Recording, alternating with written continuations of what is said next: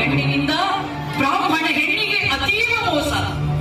ಕೆಲವೋ ವಂಚಕ ಕುಲಗೋತ್ರ ಮುಚ್ಚಿಟ್ಟು ವೇದಶಾಸ್ತ್ರ ಕಲಿತು ಬ್ರಾಹ್ಮಣನೆಂದು ನಂಬಿಸಿ ಮೋಸದಿಂದ ನನ್ನನ್ನು ಮದುವೆಯಾದ ನಿನ್ನ ರುಂಡವನ್ನು ಮುಂಡದಿಂದ ಬೇರ್ಪಡಿಸದೆ ಬಿಡಲಾರೆ.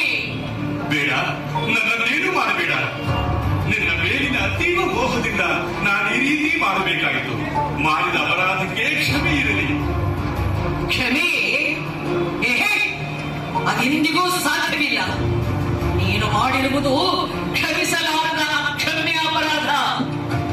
ಬ್ರಾಹ್ಮಣ್ಯ ಕುಲ ಸಂಪ್ರದಾಯಗಳನ್ನು ಗಾಳಿಗೆ ತೂರಿ ಮಾಂಸ ಭುಂಜಿಸಿ ಬ್ರಾಹ್ಮಣ ಕುಲ ಮರ್ಯಾದೆಗೆ ಮಸೆ ಪಡೆದ ಪರಮ ಪಾಪಿ ನೀನು. ಸುಳ್ಳು, ಮೋಸ, ವಂಚನೆಗಳಿಂದ ಕುಲ ಸ್ತ್ರೀಯರ ಕೊಲೆಗೆಡಿಸುವ ನಿನ್ನಂಥ ದ್ರೋಹಿ ಬದುಕಿರಲೇಬಾರದು. ತುಡುಗಬೇಡ, ವಿಚಾರಿಸು. ಎಷ್ಟಾದರೂ ನಾನು ನಿನ್ನ ಗಂಡ. ಅಲ್ಲ ಅಲ್ಲ ಅಲ್ಲ, ಮನುಕುಲಕ್ಕೆ ದಂಡವಾಗಿ ಭಂಡ ದೇಹ ಹೊತ್ತು ಬಂದಿರುವ ಕೆಟ್ಟ ಪಿಂಡ ನೀನು. ಇಂದು ನಿನ್ನ ರುಂಡ ಚೆಂಡಾಡದೇ ಬಿಡಲಾರೆ. ಸಿದ್ಧನಾಗು ಸಾವಿಗೆ ಶರಣಾಗಲು. ನನ್ನ ಸಾವು ಅದು ನಿನ್ನ ಕೈಯಿಂದ. ಅಯ್ಯೋ ಹುಚ್ಚಿ, ಅಸಾಧ್ಯದ ಕನಸು ಕಾಣುತ್ತಿರುವೆ ನೀನು. ಸಕಲ ವಿದ್ಯಾ ಪಾರಂಗತರಾದ ನನ್ನನ್ನು ನೀನೇನು ಮಾಡಲು ಸಾಧ್ಯವಿಲ್ಲ. ಈಗ ನೋಡು ನನ್ನ ಮಾಯಾ ವಿದ್ಯೆಯನ್ನು.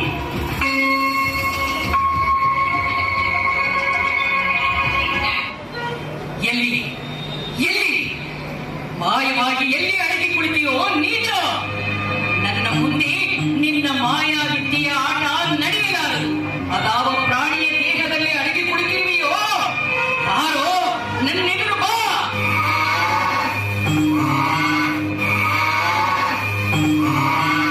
ಓಡದ ದೇಹದಲ್ಲಿ ಅವಿತು ನನ್ನೆದುರು ಬಂದಿರುವೆಯಾ? ಬಿಡುವುದಿಲ್ಲ ನಿನ್ನನ್ನು.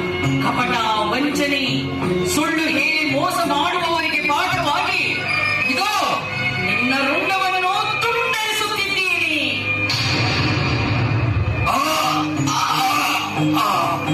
ಈ ರೀತಿ ಕೋಣನ ದೇಹದಲ್ಲಿ ಅಡಗಿ ಕುಳಿತಿದ್ದ ಗಂಡನ ರುಂಡವನ್ನು ಕತ್ತರಿಸಿ ಆವೇಶಗೊಂಡು ಮನೆಗೆ ಬೆಂಕಿ ಹಚ್ಚಿ ತಾನು ಅಗ್ನಿಗೆ ಆಹುತಿಯಾಗುತ್ತಾನೆ.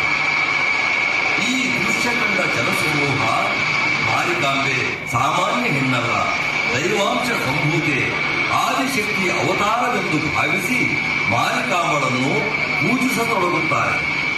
ಶಿರಸಿ ಮಾರಿಕಾಂಬ ಪ್ರತಿಮೆಯು ಹಾನಗಲ್ಲಿನಿಂದ ಬಂದದ್ದು ಎಂಬ ಪ್ರತೀತಿ ಇದೆ. ಹಾನಗಲ್ಲಿನ ದುರ್ಗಾದೇವಿ ಪ್ರತಿಮೆಯನ್ನು ಕಳ್ಳರು ಕದ್ದೊಯ್ದು ಶಿರಸಿಯ ಕೆರೆ ದಂಡೆಯಲ್ಲಿ ವಜ್ರ ವೈಡೂರ್ಯಗಳಿಂದ ಕೂಡಿದ ಬಂಗಾರದ ಆಭರಣಗಳನ್ನು ದೋಚಿ ದೇವಿ ಪ್ರತಿಮೆಯನ್ನು ಕೆರೆಯಲ್ಲಿ ಎಸೆದು ಹೋಗಿರುತ್ತಾರೆ. ಈಗಲೂ ಸಹ ಆ ಕೆರೆಯನ್ನು ದೇವಿ ಕೆರೆ ಎಂದು ಕರೆಯುತ್ತಾರೆ. ಕಾಲಾಂತರದಲ್ಲಿ ಅಸಾರಿ ಕುಟುಂಬದ ಬಸಪ್ಪನ ಕನಸಿನಲ್ಲಿ ದೇವಿ ಬಂದು ನಾನು ಕೆರೆಯಲ್ಲಿದ್ದೇನೆ, ನನಗೊಂದು ಸ್ಥಾನ ಕೊಡು ಎಂದಾಗ ಊರ ಗೌಡನಿಗೆ ತಿಳಿಸಿ ಕೆರೆಯಿಂದ ದೇವಿ ಪ್ರತಿಮೆಯನ್ನು ಹೊರತೆಗೆದು ಆಗ ಶಿರಸಿಯನ್ನು ಆಡುತ್ತಿದ್ದ ಇಮ್ಮಡಿ ಸದಾಶಿವರಾಯರಿಂದ 1689ರಲ್ಲಿ ಶ್ರೀ ಮಾರಿಕಾಂಬೆ ದೇವಸ್ಥಾನವನ್ನು ಕಟ್ಟಿಸಲ್ಪಡುತ್ತದೆ.